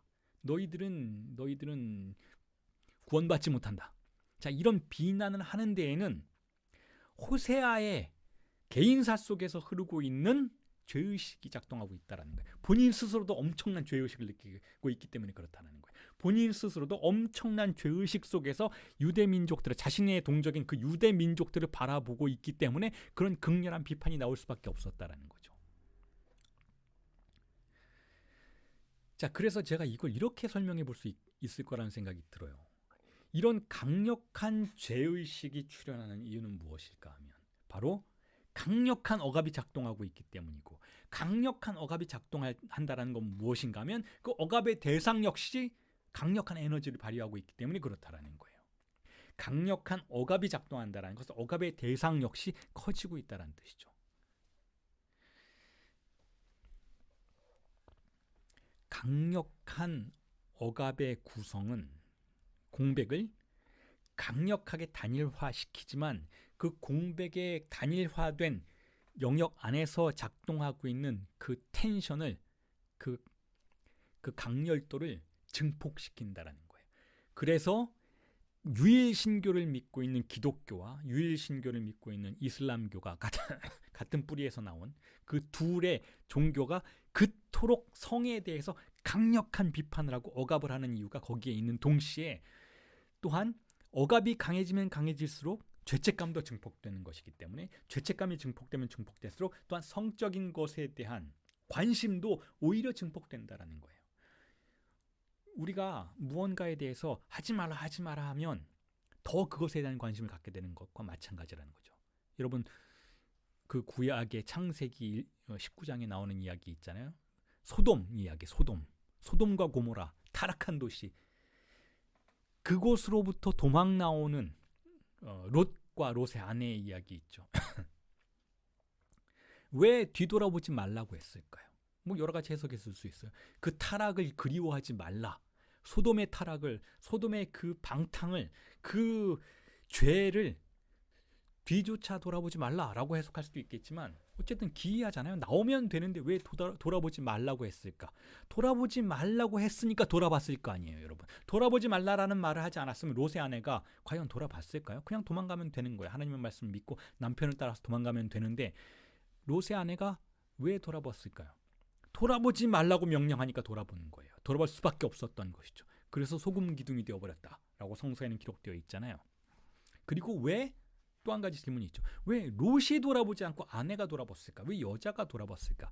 왜 항상 문제는 여자에게 돌려지는가? 하면 바로 여자는 히스테리적인 구조를 가지고 있는 존재이고 억압은 남성의 팔루스가 그 중심을 그 주변을 장악하면서 작동시키는 것이기 때문에 그렇다라는 것이죠. 자, 그래서 정리를 하자면 이렇습니다. 우리가 공백의 출현과 마주해서 그것에 대응하는 방식에는 여러 가지가 있겠지만 그것을 강력하게 억압하는 단일한 방식은 강박증적인 방식이고, 그 강박증적인 방식이 바로 기독교의 세계에서 야훼 이후에 등장하는 유대민족의 역사이기도 하고, 그 유대민족의 역사는 결국 하나의 어떤 모델로서 인류 전체가 걸었던 문명의 역사를 그대로 보여주는 것이기도 하다라는 것이죠.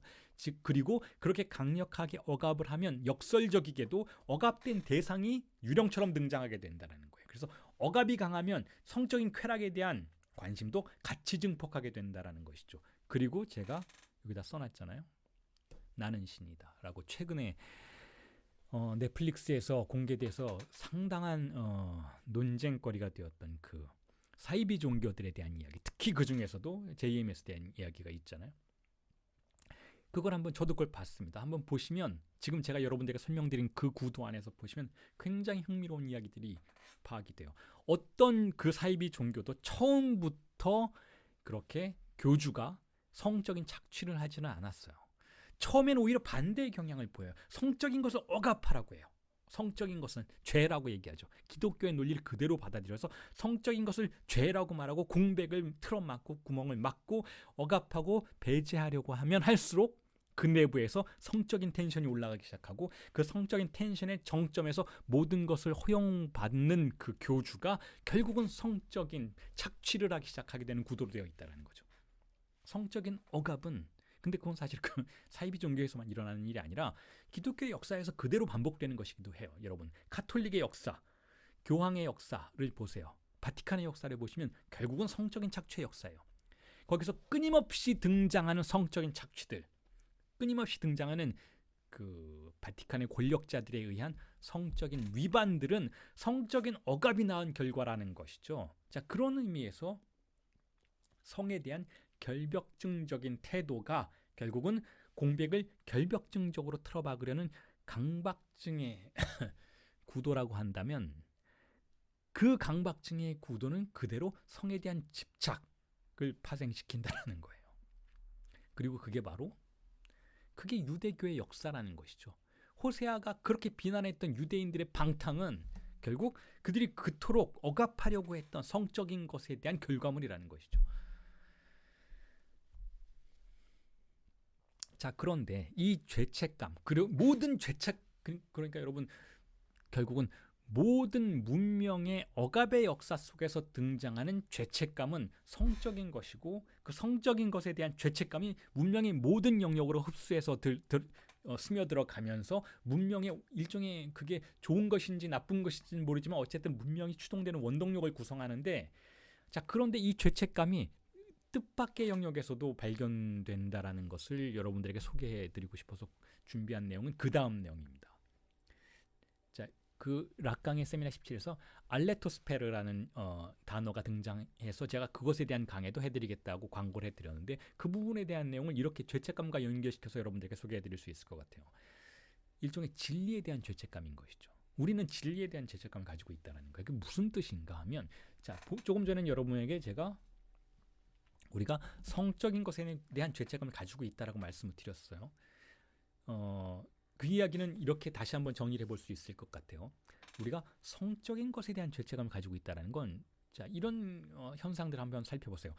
우리가 어떤 인물의 뭐 정치인이라든지 혹은 뭐 대학 교수라든지 뭐 횡령을 했다, 혹은 그 사람이 어떤 위반을 한 것에 대한 다양한 리스트들이 가질 수 있잖아요. 그런데 그 정치인이 횡령했다, 뭐 얼마를 횡령했다, 혹은 정치적으로 뭐 예를 들어서 지금 뭐 정치권에서 벌어지고 있는 다양한 그 검찰과의 알력에서 뭐 어떤 행동을 하고 어떤 위반을 했기 때문에 비난받아야 한다라고 했지만, 그런 일들이 비일비재하지만 어쨌든 그 한 인물을 완전히 몰락시킬 수 있는 가장 강력한 수단은 성적인 타락이에요. 성적으로 이 사람이 위반했다, 예를 들어 미투와 같은 것을 통해서 그 인물이 성적으로 어떤 위반을 한 것이 알려지면 되돌이킬 수 없는 그 인물에 대한 이미지의 훼손이 일어나게 되죠. 다시 말해서 성적인 죄책감은 우리 모두의 영역에서 보편적으로 뿌리박고 있는 것이기 때문에 성적인 영역에서의 위반에 대한 죄책감을 불러일으키는 행위가 그 안에서 벌어졌다고 한다면 우리는 그 인물에 대해서 더 이상 우리의 지지를 처리할 수밖에 없게 된다는 거예요. 그 기이한 것이죠. 성적인 것은 더 강력하고 더 심각한 것으로 항상 우리에게 받아들여지게 만들어요. 성적인 위반과 죄책감을 불러일으키는 행동들은 훨씬 더 위중한 행동인 것처럼 우리에게 느껴지게 만든다라는 것이죠. 자, 그래서 모든 죄책감에 만약에 죄책감이 우리 문명을 작동시킨 그 호세아서를 작동시켰던 것과 마찬가지로 우리의 모든 문명을 작동시키는 원동력으로 작동하고 있다면 그 죄책감의 본질에는 성적인 것이 있는데 왜냐하면 우리는 큰 사물을 상실했던 것이고 큰 사물에 접근하지 못하도록 하기 위해서 그 죄책감이 우리 내부에 자리 잡고 있는 것인데 그런데 그 성적인 죄책감이 변장을 하면서 등장하는 영역들도 존재한다는 거예요. 원래는 성적인 죄책감이었던 것이 다른 모습으로 출현하는 경우들이 있다는 거예요. 그 대표적인 것이 바로 진리의 영역에서 등장하는 진리에 대한 부채감이라는 거예요. 그게 무슨 뜻인가 이제부터 설명을 해드리겠습니다. 아마 이 설명하면서 오늘 강의가 정리될 것 같은데 자 이렇습니다. 락강이 이런 얘기를 해요. 락강이 이 이야기를 했을 시점이 이제 1970년대인데 1970년이죠. 정확히 말하면 1970년에 락강이 우리가 잉여 향유를 탐닉하는 여러 가지 유형들이 있었는데 잉여 향유를 탐닉하는 유형이 있었는데 자, 잉여향유라는 것의 대상액이라는 것에 대해서는 이미 설명을 드렸잖아요. 우리가 상실한 것을 보상받기 위해서 탐닉하는 것.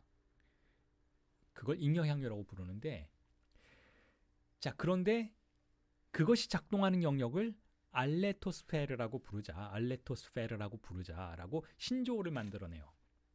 그리고 이 알레토스페르는 어떤 단어가 붙여져서 만들어진 신조어인가 하면 알레테이아하고 스페라는 단어를 합성한 것이죠.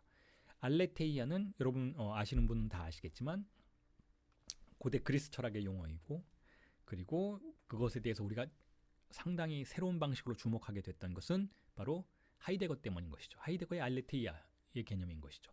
하이데거는 철학은 거대한 서사적인 역사성으로 보잖아요. 그래서 과거 고대 그리스에서는 우리가 존재자의 드러남을 만날 수 있었는데 형이상학이 타락하기 전에는 우리가 존재자의 드러남을 사물이 있는 그대로 우리에게 다가오는 것을 볼 수 있었는데 우리의 사유가 역사 속에서 특히 우리라고 한다면 이제 서구 역사를 말하죠. 하이데거에게는 서구의 역사, 형이상학의 역사가 타락해 가기 시작하면서 결국은 이 있는 것 그대로의 사물이 우리로부터 자신을 은폐하기 시작했다라는 거예요. 은폐되었다는 거, 망각됐다라는 것이죠.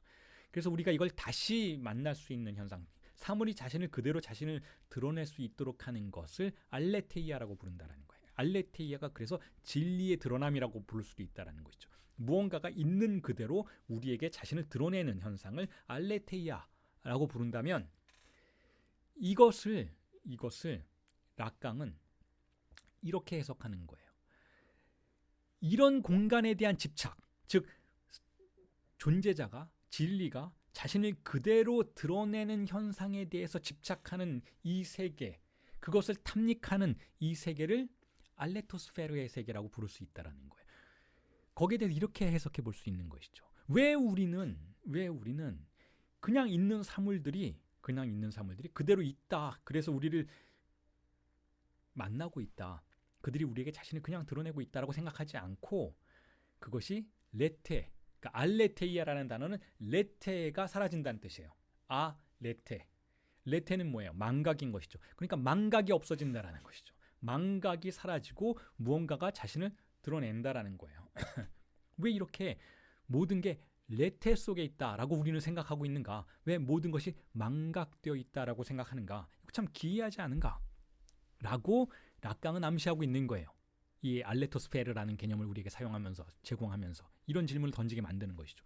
왜 우리는 진리가 여기에 없고 망각되어 있다라고 사유하게 되었는가? 이건 이제 락강의 해석이기보다는 제가 덧붙이는 해석인데 이건 결국 진리에 대한 부채감 때문에 그렇다는 거예요. 진리에 대한 죄책감 때문에 그렇다는 것이죠. 그리고 실제로 우리는 그걸 가지고 있다는 거예요. 여러분들이 정신분석의 임상의 상황을 상상해 본다 해도 마찬가지예요. 많은 사람들이 이런 이야기를 와서 분석가를 찾아와서 이렇게 얘기해요. 선생님, 저는 진실한 인생을 살고 있는 것 같지 않아요. 선생님, 제가 하이데거의 책을 읽었는데 하이데거가 우리의 삶이 소외되어 있다고 말해요. 근데 그거 맞는 얘기인 것 같아요. 우리가 존재와 마주하지 않는 것 같아요. 선생님, 제가 제 인생을 살아가고 있었을 때 제 인생은 그야말로 진리와는 분리된 인생이었던 것 같아요. 라고 이야기를 해요. 내담자가 분석가에게 그렇게 이야기하죠. 혹은 한 인간이 목사님을 찾아가서도 그렇게 얘기해요. 목사님, 저는 정말 세속의 인생을 살았어요. 제 인생에는 진실함이 없었습니다. 저 이제 회개하고 진실한 진리의 삶을 살고 싶어요. 라고 이야기를 해요. 그냥 얼핏 들으면 당연히 그럴 수 있겠구나. 저 사람이 진실한 인생을 살지 않고 그냥 뭐 직업에 매몰되어서 혹은 뭐 술 마시면서 혹은 뭐 도박하면서 혹은 뭐 그냥 여행 다니고 쾌락을 즐기면서 살고 있었는데 문득 이 사람이 그런 걸 느꼈구나. 이런 인생은 진실한 인생이 아니야. 라고 느꼈구나. 라고 우리는 상식적으로 생각할 수 있어요. 그런데 그 상식에서부터 한 발짝만 더 뒤로 물러나서 그런 현상들을 바라보세요.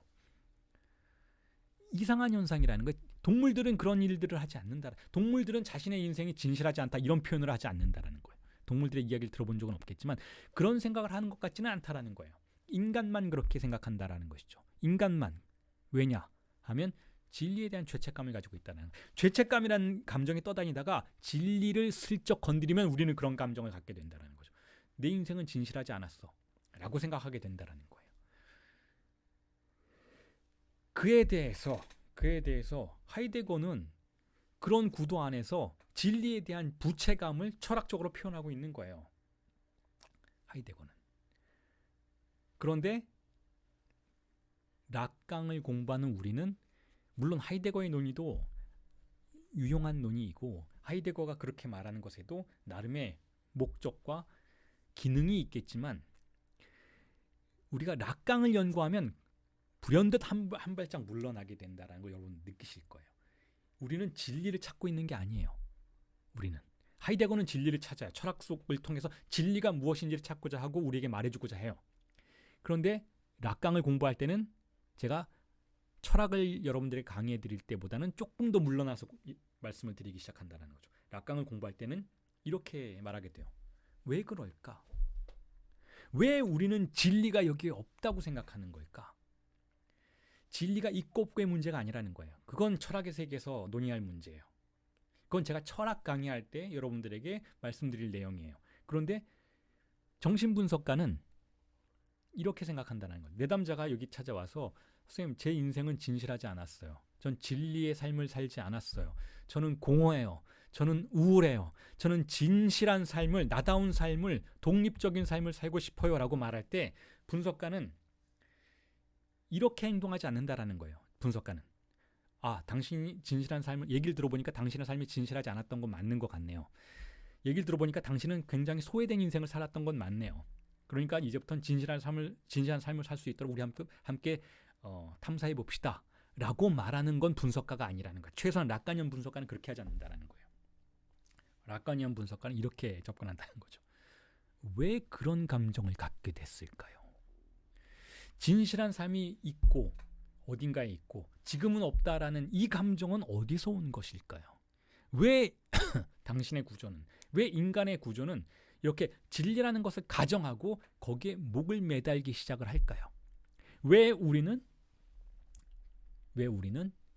진리에 대해서 부채감을 갖게 되는 것일까요? 자, 이걸 함께 탐사해 보자라고 제안하는 게 락가니안 정신분석이에요. 그리고 그게 또한 프로이트의 특수성이기도 했어요. 프로이트가 왜 철학자들을 그렇게 이 사람들은 신경증자들이다 라고 했는가 하면 바로 그 진리의 목을 매다는 저 행태 때문에 그렇다라는 거예요. 그래서 프로이트가 위대하고 프로이트가 우리에게 역사를 바꾸어 줄 정도로 거대한 문을 열어 제꼈다라고 표현하는 이유는 물론 프로이트가 해석될 수 있는 여러 가지 방식이 있겠지만 프로이트를 잘못 해석하고 프로이트를 다시 그 고리타분한 세계로 끌고 들어가는 사람들도 있기는 하지만, 예를 들어서 이렇게 해석을 할 수 있어요. 프로이트는 우리의 무의식에 존재하는 진리를 발견한 사람이다. 그러니까 그 무의식에 존재하는 진리를 프로이트가 발견했으니까 우리는 그가 했던 것처럼 찾아내면 된다. 자, 이런 식으로 프로이트를 마치 무의식의 고고학자처럼 다루기 시작하면 그냥 프로이트나 그 이전의 실증적 과학자들이나 다를 바가 없어요. 근데 그런 판단과 해석으로부터 벗어나서 프로이트는 왜 우리가 진리를 탐사하려고 했는지를 연구하려고 했던 연구자이고, 프로이트는 왜 우리가 그런 욕망 속으로 들어가는지를 한 발짝 뒤로 물러선 관점에서 바라보고 조망하고자 했던 연구자라고 우리가 프로이트를 받아들이기 시작하면 20세기 이후에 새로운 지평이 열리기 시작한다는 것이죠. 그리고 그 지평 안에서 바라본다면 우리가 진리와 맺고 있는 관계 역시 그 배후에 상실된 것에 대한 이끌림과 그 이끌림이 초래하는 죄책감이 배후에서 원동력으로 작동하고 추동하고 있다는 걸 알 수 있게 된다는 거예요. 그리고 그것이 작동하는 공간을 알레토스페르라고 락강은 이름 붙이게 된다는 것이죠. 우리가 챗 GPT에 열광하는 이유는 보세요. 진리를 말해줄 수 있는 새로운 장치가 등장했기 때문에 우리는 열광한 거예요. 물론 논문 하나 얼렁뚱땅 빨리 쓸 수 있어서 열광할 수도 있어요. 물론 뭐 잘 안 풀리는 보고서 챗 GPT가 빨리빨리 해줄 수 있으니까 우리가 노력 안 해도 거기에 맡기면 그냥 후다닥 몇백 페이지가 작성될 수 있을 테니까 열광하는 이유도 있겠지만, 그거보다는 조금 더 심리적인 배후의 이유가 있다라는 거예요. 우리의 진리를 그가 찾아줄 수 있겠구나. 지금까지 교수님들 보니까 강의도 별 볼 일 없었고, 지금까지 책 쓰는 사람들 보니까 읽어보면 그 얘기가 그 얘기인 것 같고, 뭐 선생님들 다 논문이나 표절하고 다니는 것 같고 하니까 믿을 만한 인간이 없었는데, 자, 내 앞에 노벨 문학상을 받을 만한 글을 쓸 수 있는 인공지능이 있다라는 거예요.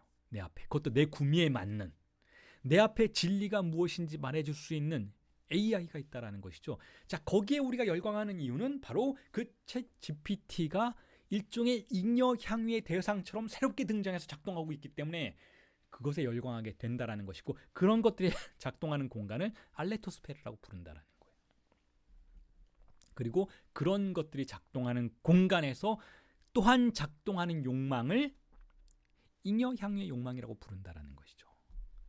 그리고 그 잉여 향유의 대상을 라투즈라고 부른다는 거예요. 라투즈. 자, 이게 이제 그 다음 테마인 것이죠. 라투즈는 뭐냐? 이것도 세미나 17에서 새롭게 등장하는 개념이고 락강이 뭐 깊이 있게 언급하고 세공하는 내용은 아니지만 이렇게 한번 언급하고 나서 우리에게 세공할 기회와 어떤 욕망을 제공하는 그런 기표이기도 한데, 이 라투즈라는 이 개념이 바로 이 알레토스페르에서, 즉 진리와 관련된 것에 우리가 이끌리도록 만드는 이 미디어의 세계의 욕망 안에서 욕망의 대상 A로서 작동하는 그것의 이름이라는 거예요. 즉 대상 A의 새로운 미디어적 형태라는 것이죠. 자, 그래서 이 부분에 대해서는 앞으로도 많이 여러분들에게 언급을 해드릴 테지만, 이 대상 A의 새로운 형태인 라투즈라는 것은 결국 우리에게 무엇을 떠올리게 만드는가 하면, 우리의 강의는 뭐 거시적인 인류학적인 차원을 수용하는 것이기도 하지만 또한 미시적인 정신분석의 임상의 공간을 가정하는 것이기도 하기 때문에, 이 대상 A의 새로운 형태인 라투즈가 결국은 분석가의 위치에 등장할 수 있는가, 이건 분석가인가, 분석가를 바라보는 내담자의 혹은 일반 대중들의 새로운 시각인가에 대한 설명이 필요하다는 거예요. 그래서 여러분들에게 제가 이 라투즈라는 거, 대상이에요 여러분. 잉여 향유의 새로운 미디어적 형태라고 그냥 간단하게 규정해 볼 수도 있겠지만, 이 라투즈라는 것이 결국은 분석가라는 인물과 어떤 관계를 맺고 있는가, 안다고 가정된 주체로서의 대상 A로서의 분석가와 어떤 관련을 맺고 있는가를 탐사해 보는 것도 중요한 의미를 갖게 될 거라는 생각에서 여러분들에게 이렇게 소개를 해드리고 있는데, 제가 방금 말씀드렸잖아요. 안다고 가정된 주체, 트리플 S라고 부르죠. S가 3개예요. 수이제, 수이포제, 사부아. 트리플 S로서의 안다고 가정된 주체가 분석가예요. 정신분석의 과정 안에서는 전이 속에서의 분석가인 것이죠. 선생님인 것이죠. 자, 그런데 이 안다고 가정된 주체에 새로운 유형이 등장했죠. 그게 바로 챗GPT예요, 여러분. 챗GPT는 다 안다라는 거예요. 정보만 입력해 넣으면 질문을 하면 뭐든지 답변해 줄 수 있는 그런 존재가 챗GPT라는 거죠. 그런 의미에서 새로운 유형의 대상 A인 것이죠. 자, 그런데 조금 전에 말씀드렸던 것처럼 그런 위치와 분석가는 경쟁하는가? 아니라는 거예요. 분석가는 대상 A의 위치에서 작동하고 있는 분석가, 즉 내담자의 관심을 끌고 내담자의 주목을 끌고 내담자에게 신뢰를 받고 내담자가 자신의 이야기를 할 수 있도록 하는 전의를 구성하는 그 분석가의 위치에서 분석가는 어떤 종류의 대상 A여야 하는가에 대한 질문이 던져질 수 있다는 거예요. 대상 A라고 말씀을 드렸으니까 여러분 이제 다시 복기해 보실 수 있겠죠. 대상 A는 뭐예요? 상실을 메꾸어 줄 수 있는 대상이 바로 그 대상 A였던 것이잖아요. 그 상실은 여러 가지 의미를 가질 수 있어요. 첫 번째로는 내담자에게 찾아온 공백인 것이죠. 공백. 내담자에게 찾아온 공백은 뭐였어요? 증상이었죠. 그러니까 증상을 메꿔준다는 건 무슨 뜻이에요? 증상을 봉합시켜서 치료해준다는 뜻이죠. 증상을 메꿔준다는 건 또한 분석가에게는 말치료자로서의 분석가, 해석자로서의 분석가에게는 해석한다는 뜻이죠. 상징화한다는 뜻이죠. 정확한 문장을 발음해서 그 증상을 포착하고 증상을 떠돌고 있었던 그 공백인 그것을 상징계의 평면 안으로 끌고 들어와서 좌표화시킨다라는 것이죠. 자, 이런 역할을 하는 게 분석가인가? 아니라고 말씀을 드렸죠. 아니라고. 오히려 분석가는 대상 A로서 기능을 하기는 하지만 오히려 공백을 보존하고 공백을 내담자의 삶 안에서 유지될 수 있도록 만드는, 안정적으로 유지될 수 있도록 만드는 그러한 역할을 한다라고 말씀을 드렸잖아요. 그러니까 분석가의 기능이 라투지의 기능과는 조금 다른 부분이 있어야 한다는 것이죠. 그게 어떤 방식으로 다른 것인지에 대한 강의도 앞으로 펼쳐질 강의들에서 여러분들에게 설명을 해드리겠습니다. 자, 오늘 강의는 이 정도로 정리를 하고 다음 주에 주인 담화, 그러니까 히스테리 담화와 분석가 담화에 대한 내용들을 여러분들에게 설명해 드리는 방식으로 강의를 이어나갈 텐데, 자, 몇 가지만 덧붙이면서 강의를 마무리 짓도록 하겠습니다. 자, 다시 말씀을 드리지만 오늘 강의 자료는 여러분들이 지금 보고 계신 이 이미지들입니다. 그러니까 강의 자료가 따로 없습니다. 자, 그런데 다음 강의 혹은 다다음 강의에서부터는 세미나 17의 본문이 여러분들에게 강해될 예정이니까 거기에 대한 강해 자료들이 나갈 예정입니다. 그런데 그게 다음 강의 아니면 다다음 강의에서부터 여러분들에게 제공될 예정이니까 여러분들이 자료 텍스트가 왜 없냐라는 질문들에 대해서는 그렇게 이해해 주셨으면 좋겠습니다. 자료는 차후에 다음 아니면 다다음 강의에서 그 본문 해석하는 텍스트가 여러분들에게 PDF 파일로 메일로 전달될 예정이고, 그리고 이번 강의에서 여러분들에게 또 한 가지 몇 가지 알려드려야만 하는 내용은 이렇습니다. 지금 제가 광고에서는 세미나 17의 9강 그리고 11강, 12강, 13강, 14강을 강의해 드릴 거라고 말씀을 드렸어요. 근데 상당히 많은 내용이죠, 이것 자체로도. 그런데 제가 바로 직전 강의, 작년에 했던 세미나 17 강의에서 8강의 내용을 초반부만 다루었어요. 그래서 8강의 내용에 그 다룬 초반부 이후의 내용들은 강의를 안 했습니다. 그래서 그 부분도 사실은 이번 강의에 포함을 시키도록 하겠습니다. 그래서 8강의 중반과 9강, 그 다음에 13 이렇게 좀 방대한 내용이긴 하지만 빨리빨리 진도를 나아가는 방식으로 강의를 해드리도록 하겠습니다. 그래서 그 내용들에 대한 강의 텍스트도 여러분들에게 전달이 될 예정이니까 그 부분에 대해서 염두에 두시고, 또 그리고 이번 강의도 그랬던 것처럼 다음 강의도 일종의 그렇게 세미나 17에 대해서 바로 들어가지 않고 어떻게 락강의 이론적인 여정들이 세미나 17까지 도달했는지에 대한 그 역사성을 여러분들에게 일단 먼저 언급을 해드리겠습니다. 그러니까 세미나 17의 본론은 아마 한 4번째 강의부터 본격적으로 들어갈 예정이에요. 3번째 아니면 4번째 강의부터 본격적으로 들어가게 될 예정이고, 다음 그리고 길면 다다음 강의까지는 락강의 이론적인 여정이 초기에서 1953년의 세미나, 첫 번째 세미나에서 어땠는지, 그리고 어떤 변화의 여정들을 거쳐서 세미나 17까지 가게 되었는지에 대한 전반적인 내용들을 여러분들에게 해설해 드리겠습니다. 그래서 세미나 17의 강해는 언제 시작하느냐라고 질문을 제기하시는 분들은 그렇게 이해해 주셨으면 좋겠어요. 한 세 번째 아니면 네 번째부터 본격적인 세미나 17의 본문 내용들이 나오게 되고, 그 전까지는 그 세미나 17을 이해하기 위한 사전적인 내용들이 여러분들에게 강의될 예정이라는 것을 여러분들이 염두에 두셨으면 좋겠습니다. 자, 그러면 오늘 강의는 이 정도로 마무리를 짓도록 하겠습니다. 수고하셨습니다.